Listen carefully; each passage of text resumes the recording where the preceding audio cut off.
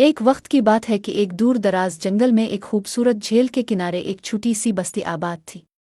इस बस्ती के लोग मोहब्बत अमन और सुकून के साथ अपनी जिंदगी गुजारते थे। बस्ती के करीब एक पुरस्रार पहाड़ था जिस पर एक जालिम जादूगरनी रहती थी। वो जादूगरनी बेहद ताकतवर थी और उसका दिल पत्थर जैसा सख्त था। वो लोगों से नफरत करती थी और अपनी जादुई ताकत से उन्हें नुकसान पहुंचाने के मौके ढूंढती रहती थी। जादूगरनी की बदसूरती और जुल्म के किस्से दूर दूर तक मशहूर थे और लोग उसके खौफ से पहाड़ के करीब जाने से भी डरते थे। बस्ती वालों का मानना था कि अगर कोई जादूगरनी के गुस्से को भड़काता तो वो इस पर अपने जादू का वार कर देती। एक दिन बस्ती में एक नौजवान लड़की आई जिसका नाम फेरी था। फेरी बहुत नेक दिल और रहम दिल लड़की थी। वो अपने गांव को एक खौफनाक तूफान से बचाने के लिए निकली थी जिसका सामना उसके गांव वालों को करना था। इससे मालूम हुआ था कि इस तूफान को रोकने के लिए जादूगरनी की मदद दरकार है। फेरी ने हिम्मत की और पहाड़ की तरफ रवाना हुई।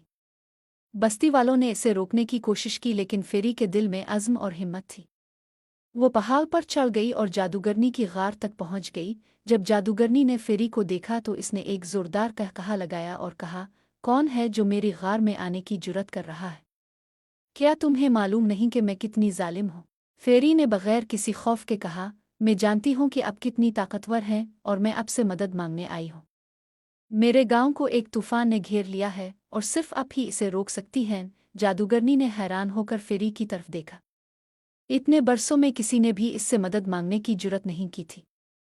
फेरी की मासूमियत और उसके दिल की सच्चाई ने जादूगरनी को हैरान कर दिया। कुछ लम्हों के लिए जादूगरनी सोच में पड़ गई।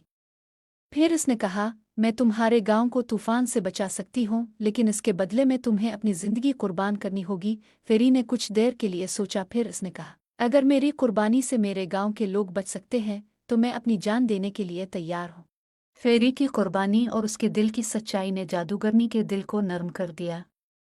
इसकी आंखों में आंसू आ गए और उसका दिल पिघलने लगा। उसने फैसला किया कि वो फेरी की जान नहीं लेगी बल्कि इसकी मदद करेगी। जादूगरनी ने अपनी जादुई ताकतों का इस्तेमाल किया और तूफान को रोक दिया। इसके बाद उसने फेरी से कहा, तुम्हारी हिम्मत और कुर्बानी ने मेरे दिल को बदल दिया है। अब मैं लोगों को नुकसान नहीं पहुंचाऊंगी बल्कि उनकी मदद करूंगी। फेरी ने जादूगरनी का शुक्रिया अदा किया और वापस अपने गांव चली गई।